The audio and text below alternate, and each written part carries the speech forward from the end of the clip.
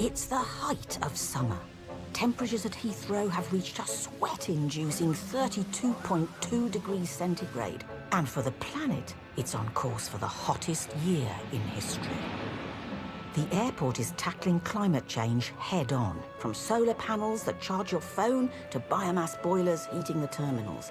Heathrow has invested £100 million into efficiency and renewable energies, cutting emissions from its buildings and infrastructure by 93%. The plan to be carbon neutral by 2030 means for one lucky department, the Airside Safety Department, they'll be getting some brand new motors. These are the old Toyotas, the old pickups, and these are 7 years old now. After 7 hard years on the apron, the Toyota Hiluxes are being replaced. And to test out whether the new vehicle is ready for the runway, there's only one man for the job. Airside Ian. Yeah, so this is the new airfield operations vehicle. It's a Land Rover Defender. It's my new office.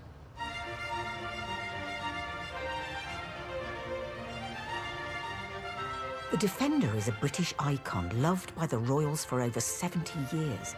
This new flagship airside ops vehicle is more efficient and uses a high-capacity lithium battery to power the onboard systems without running the engine. And those must be the different programs you've got. So you've obviously got comfort, driving through on grass or gravel, so you're going to lose that traction on that one. Mud ruts, no idea what that does. Ian's new office is equipped with £15,000 worth of specialist equipment, all controlled from the custom cockpit. Okay. All right, no parking brake, that feels odd. Well, there's a parking brake, but obviously it's in the handle and all automatic, not the old-fashioned. I don't think you can do handbrake turning in it. But Ian's familiarisation will have to wait. Ops, leader 4, pass your message. We're going to stand 509, hydraulic leak off the elevator. Stand 509, hydraulic leak for high LFC, roger. Ups, combi, I'm on it already, I'm cleaning the mess up. So there's a hydraulic leak from Okay, well, thank you. an FMC, which is one of the high loaders. FMC high loaders lift the pallets from trucks into the belly hold of the plane. Using powerful hydraulics, they can move up to 7 tons of baggage and cargo at a time. The spilled hydraulic fluid is a safety hazard, and until it is cleared up, the stand will remain closed to all aircraft, potentially causing delays to passengers. So what I need to do is go and take photographs, and then you put a ticket in there, reporting, and obviously clean it, but Combi's beaten us to it. He's been like Mr. Ben, and as if by magic. Although Ian has a new office, he still has to do the paperwork. All these vehicles have got different handling agents. If this stand is closed and 3 aircraft can't go on it, then obviously the cost of those delays needs to be attributed to somebody. Combi has already cleaned up the evidence, which makes things harder for Ian. Well, what you're supposed to do is take a photograph of the spillage, so you can say this is the damage you've caused. But you didn't ask me to take pictures, so I just cleaned it up. It was there, here, in the middle, all over there, that's what I've done. Ops leader 4. Yeah, so the equipment has been moved into the equipment stand. Obviously there's a bit of leakage still there, but obviously that's underneath it. When the mechanics move it, that'll need cleaning. The biggest risk is the slip hazard. Obviously you can see that. You see it's quite a viscous material. The last one I done of these, they left it there for about 3 days and the whole tank's emptied. Yeah. Oh, not good. Oh, Lovely weather, isn't it? British summer. Huh? It's British summertime. Whilst Ian cleans up outside, What's up? there's another viscous predicament occurring Yeah. inside Terminal 2. Okay. All right, give me 2 seconds. Not from an FMC high loader, but the humble passer domesticus. Droppings. Birds are a common sight in many airport terminals. Yeah, there's one there, look. Passer domesticus, or more commonly known as house sparrows, He's up by those lights. I just see him fly across. are a species that has remained kindred to humans since the early days of farming. I think, yeah, there it is. There it is. See it? And now he's going airside, so we know they've got British security. For passenger service manager Demi, there's ups and downs to having them in Terminal 2. You can hear it. It's very therapeutic. I mean, people pay a lot of money to have that on their cassettes or their earphones when they're sleeping. Little birds cheeping, you get it for free here, and it's nice. I quite like the sound, but obviously they do make a mess. You wouldn't be happy if that landed on your burger, would you? Or your chicken wings or something like that, so we have to get rid of them. But stopping a 5.5-inch bird finding its way into a 40,000 square foot building is a tall order. You can't catch them, that's for sure. You've got to have a specialist team to be able to do that. I'll take the hat off to those that do get rid of them because safely, because they'll only be back through the door again. So the airport is resorting to extreme methods by allowing an alien technology loose in the terminal. From somewhere high up in the rafters, it's using advanced thermal imaging to seek out the trespassers and keep passengers safe from any unwanted surprises from above. But this isn't some Schwarzenegger-esque predator. It's just Clayton with his drone. I'm going to try and move in just a tiny bit closer, but if you can just keep obs on the drone as well. It's illegal for the public to fly drones in and around the terminals, but Clayton and fellow hygiene experts from Ecolab are highly trained operatives and have special permission from Terminal 2's facilities manager, Adam. Hopefully it'll knock some dust off the rafters for us, so we don't have to... I run the cleaning of Terminal 2 and the fabric maintenance of Terminal 2. So you are in charge of keeping it clean, basically? Spick and span. There's a lot of complications with birds in the terminal.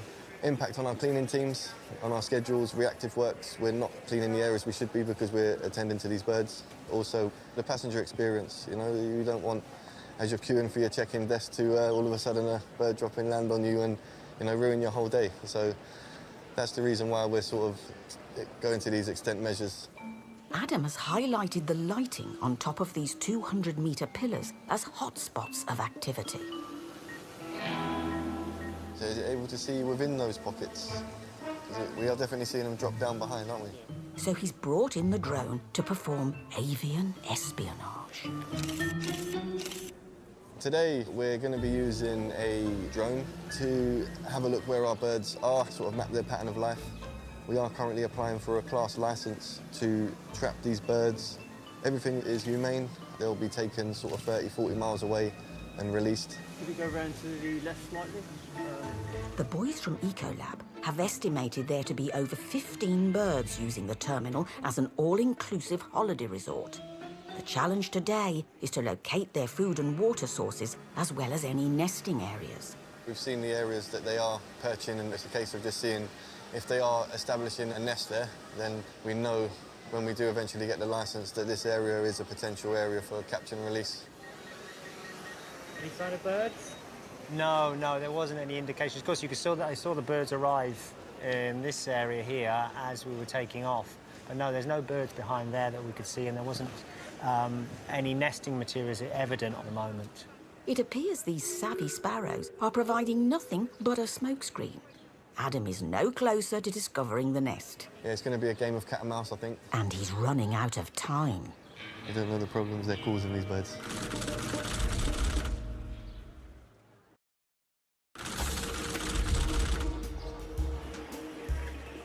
These house sparrows in Terminal 2 may look lost, but don't be fooled. This species are at their happiest when close to humans.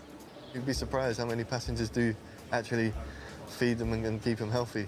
For facilities manager Adam, whose job it is to keep the terminal sparkling clean, they're a nuisance. Yeah, I've seen it myself. You know, they'll be sitting on the benches.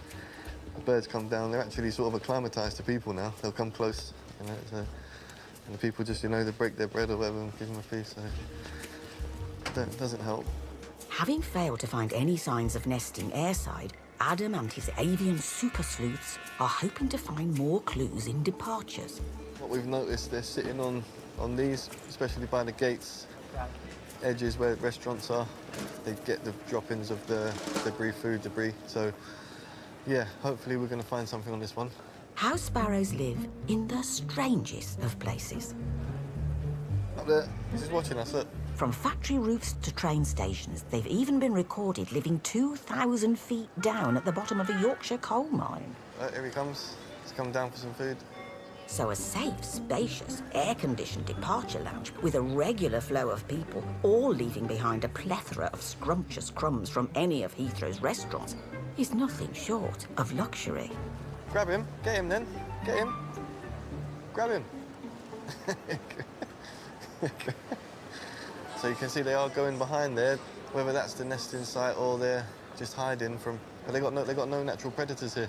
With an eyeball on a potential sparrow safe house, OK for takeoff? Clayton launches into action. So it's just a case of following the pattern like we did the other side, finding the nest areas within the pillars, and hopefully we'll get something. The drone gives the Eco Boys a unique vantage point, and the thermal imaging camera helps to see if any nesting birds are hidden away. Temperature is detected via the different levels of infrared light that objects emit. The camera then displays those objects through colour. Blue, purple and green represent cool temperatures, while red, orange and yellow represent heat.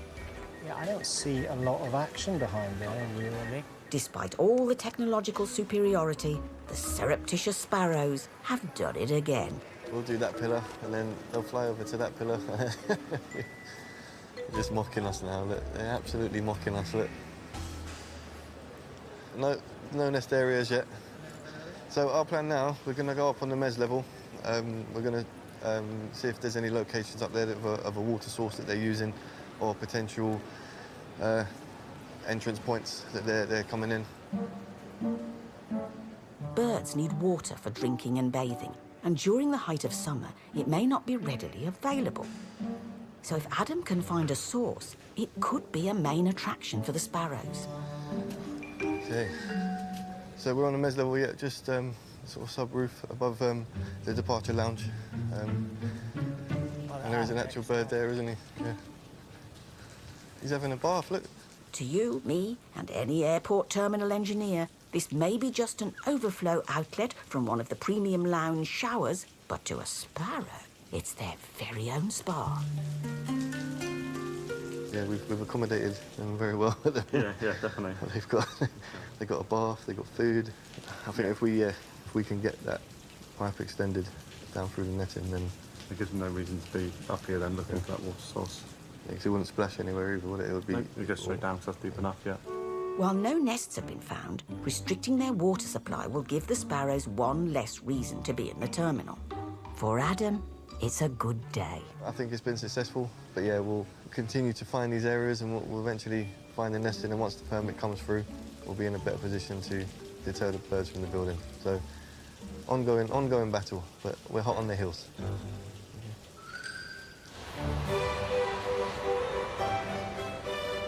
With the hustle and bustle of international travel steadily rising, it's all systems flow at Express Test, Heathrow's in-house COVID testing centre. If you've got your QR code, you can head straight down. You can usually sense when they're toilet passengers or test passengers. It's a sixth sense of mine. And at the helm of this operation is its gallant on-site manager, Joel, tirelessly on the lookout for passengers in need. Hello, how are you? I'm stressed. Oh yeah, no, I'm not surprised. It's stressful times, isn't it? It was all systems go for this family yesterday, on course to fly to Malta with crystal clear PCR tests. We thought that you had to be COVID-free for getting on the flight, but the Maltese government have recently changed their outlines. We got to the check-in and they said, sorry, when you touch down in your destination, the COVID test will have expired, which meant we couldn't enter Malta when we got there. And the only way to get there was to pay out for another flight and a second round of tests, timed to the nth degree. We're hoping to get on today's flight because we'll lose everything otherwise. It's really disheartening. We did everything according to the Maltese outlines. So it's Joel once more onto the breach. It's touch and go. Their flight's half an hour. The problem is that the rules and the regulations change so often that people don't exactly know what they're meant to be doing. But obviously, you know, we try our best for people because we don't want people to miss flights, but equally, the science takes a certain amount of time. Just on the phone to our lab at the moment, trying to see what we can do. You might feel a crystal ball gives you the best chance for a simple trip abroad these days, but actually it's a stockpile of dosh that's becoming more of an indispensable accessory. We've already lost the hotel money, so it's extra hundreds of pounds. It doesn't matter in the big scheme of things, but there's so many stressed families here, young families who can't afford the tests. After the US, the UK is the second most expensive country for PCR tests in the world. A family of 4 can expect to shell out around an additional £500 before they even set foot on a plane. If we don't get the test results in time for the flight, we'll have to go home. It's very hard to stay calm, but we're doing our best. Over to you, Joel. So the next one is exactly the same file number, but with 3 on the end instead of 2. Will these passengers be plating up a pasticci on the promenade? Okay. Or staring at tail lights on the M25? So they are all negative, good news. Just got to get them resulted now. Better save up those appetites. Let's go let them know. So you are all negative. I've spoken to one of my tech guys. Yeah. He's pushing the results out for you now. It'll be about 15 minutes. Fine. So hopefully you make thanks your so flight. much. So It's looking a little bit more hopeful than when we did when we Results set off. through. They've come through. you've got them? Yeah. Yeah. Excellent. But thank you so much. No, you're absolutely welcome. It's nice to be able to deliver good news rather than Great. sorry you're going to miss the flight. It's my birthday next Monday as well, Oh, so I'll no. be in Malta for my birthday now. Oh, lovely. You'll come back with a nice tan. Hopefully. Thank you very much. Enjoy. You know what? That's exactly what we're here for. All it takes is a phone call, get them there on their flight. So good feeling, and I'm sure there'll be plenty more today. While this family finally has the green light to take to the skies, the same can't be said for some planes on the apron. So Airside Ian is going to make sure they're stored away safely. Contingency parking, stand 576 on the right. Uniform Alpha. Roger. Although flights at Heathrow this summer have increased by 48%, demand is still below pre-pandemic levels. Contingency parking is used when airlines want to store planes that won't be needed immediately. These stands come at a premium and can cost almost £5,000 a day. So it helps if you can get your money's worth. Okay, so 576 is 3 aircraft heading there. The first one is actually going to be on the centre line. That's coming November, the centre down now. Uniform outfit behind that on the right, and then uniform echoes coming behind that on the left. Yeah, looking at the map, they're coming in that order. Oh, Roger, understood. That's how you can part of them, so you get them on one stand. So I'm going to bring you to that point now. Squeezing 3 planes onto one stand is a tall order. But if anyone can do it, Airside Ian can.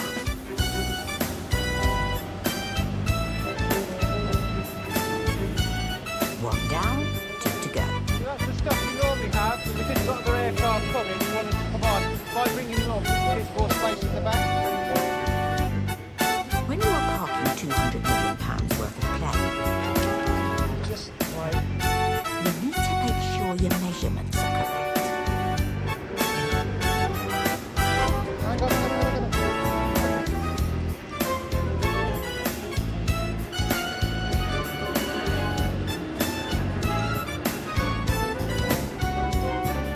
That's 2 down.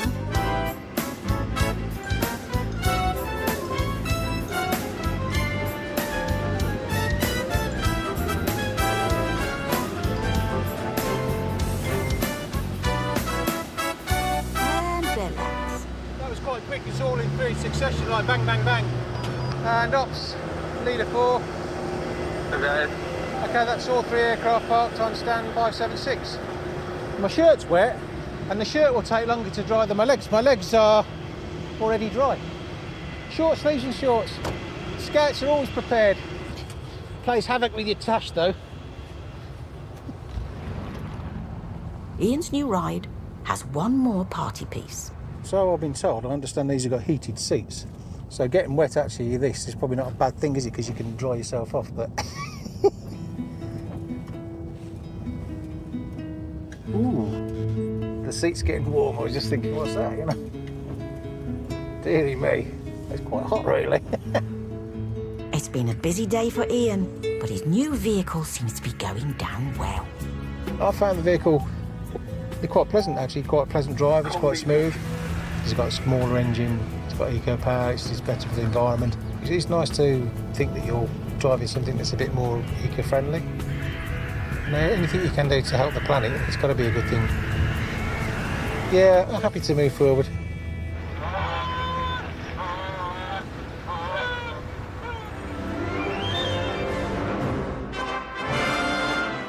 Get ready for some ghoulish laughs with the Spitting Image Halloween special this Saturday on ITV at 9:30. And now head to BritBox to enjoy more biting satire from the puppets with the latest episode of New Spitting Image, streaming now.